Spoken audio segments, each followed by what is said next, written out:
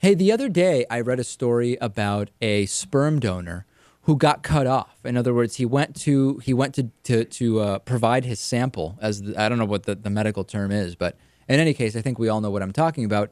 And he was told, you signed this deal with us where you were going to do, 18 months of every other week donations, but we actually have to cut you off because we've learned that the number of children that you are the biological father to has gone up to levels that we're not really comfortable with. Like, I don't know if you knew this, Lewis, but in researching this, I found out one sample can actually be used multiple times because you don't need the full sample. Right. So if you go 15 times to provide samples, you could theoretically have fathered hundreds of children with those 15 samples.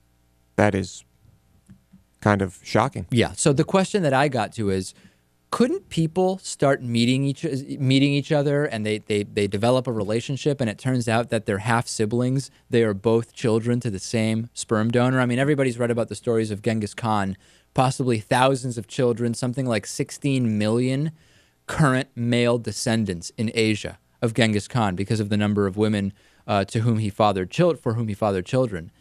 People might not realize that they're marrying a cousin or sibling. I mean, there's really no protection for this, right? I mean, most people would never say, listen, before we get married, let's just have this test to make sure that we aren't, that we're not related.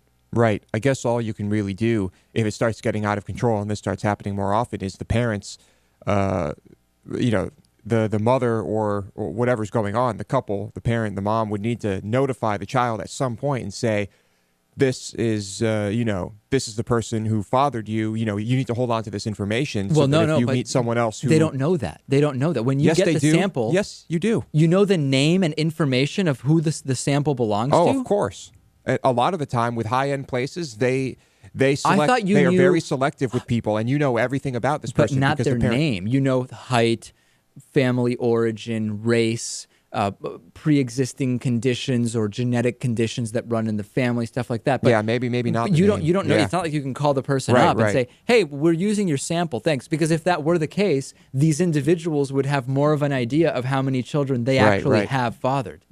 So then it seems it would be impossible to know. Maybe what it needs to be is, if you know that a sperm sample was used from an unknown individual, that before you get married, you just check. I mean, I don't know. I really don't know. It's. I mean, if you're paranoid about it, just test yourself. If you both know that you were both born from donor sperm, right?